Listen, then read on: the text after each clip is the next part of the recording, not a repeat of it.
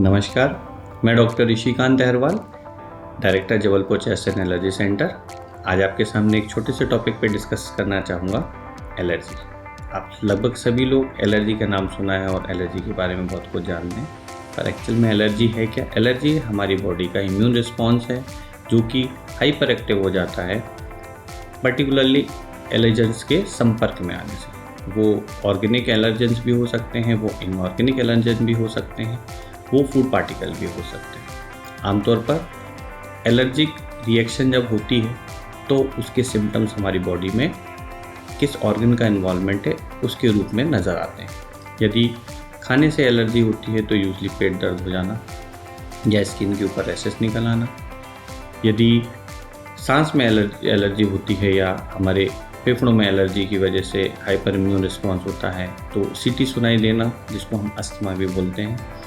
यदि नाक में एलर्जी की वजह से हाइपर रिस्पॉन्सिवनेस होती है तो उसको एलर्जिक राइनाइटिस, जिसमें आमतौर पर नाक बार बार बहना या नाक में इरिटेशन होता है। इसके अलावा ड्रग एलर्जी, जिसमें ड्रग के पर्टिकुलर संपर्क आने से एलर्जिक रिएक्शन एक्सेस है वो स्टार्ट हो जाती है और उसके लक्षण जो हैं बॉडी पे नज़र आते हैं। एलर्जी का डायग्नोसिस यानी ये कंफर्मेशन करना कि एलर्जी है, उसके लिए स्पेसिफिक टेस्ट अवेलेबल हैं जो कि वर्ल्ड वाइड यूज़ होते हैं। उन टेस्ट के आधार पे हम पर्टिकुलर एलर्जेंस को आइडेंटिफाई कर सकते हैं जो कि एलर्जी के लिए रिस्पॉन्सिबल होते हैं। टेस्ट जो हैं, इस मोस्ट कॉमन जो टेस्ट यूज़ होता है वर्ल्ड वाइड वो है स्किन प्रिक टेस्ट, जहाँ पे एलर्जन जो है स्किन के संपर्क में लाने के बाद उससे क्या रिस्पॉन्स दे रहा है उसको नोटिस किया जाता है, जो कि हमको डायग्नोसिस में हेल्प करता है। अदर जो टेस्ट हैं उनमें इंट्राडर्मल टेस्ट है। इसके बाद ब्लड से भी कुछ टेस्ट स्पेसिफिकली किए जाते हैं, जैसे कि इम्यूनोकैप, और लेटेस्ट जो टेस्ट है अभी अवेलेबल है वर्ल्ड वाइड वो है CRT टेस्ट। टेस्ट कन्फर्मेशन करने के बाद हम ट्रीटमेंट एलर्जी का प्लान किया जा सकता है। ट्रीटमेंट दो प्रकार से किया जाता है। एक अवॉइडेंस मेजर्स होते हैं, यानी कि हम उस पर्टिकुलर एलर्जन से अवॉइडेंस कितना कर सकते हैं। दूसरा जो होता है स्पेसिफिक ट्रीटमेंट। स्पेसिफिक ट्रीटमेंट जो है जिसको हम इम्यूनोथेरेपी बोलते हैं। इम्यूनोथेरेपी वर्ल्ड वाइड दो फॉर्म में अवेलेबल है, सबलिंगुअली और सबक्यूटेनियस। सबलिंगुअली जो कि हम एक ड्रॉप फॉर्म में मेडिसिन जो है एलर्जन स्पेसिफिक देते हैं, और सबक्यूटेनियसली जिसमें कि इंजेक्शन फॉर्म में एलर्जन स्पेसिफिक मेडिसिन दिया जाता है।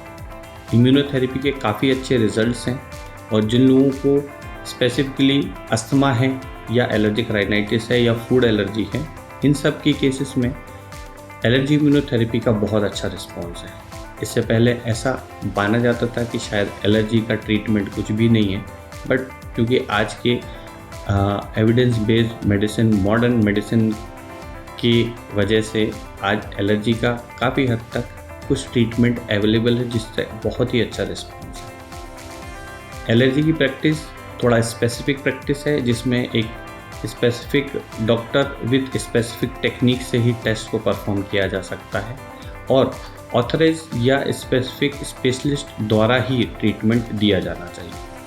आशा करता हूँ कि मेरी ये छोटी सी इन्फॉर्मेशन आपके लिए काफ़ी कारगर होगी और उम्मीद करता हूँ कि जिनको भी एलर्जी की समस्या है वो इसके बारे में थोड़ा जागरूक बेहतर होंगे और अपने लिए बेहतर इलाज के विकल्पों के बारे में जान पाएंगे। Thank you.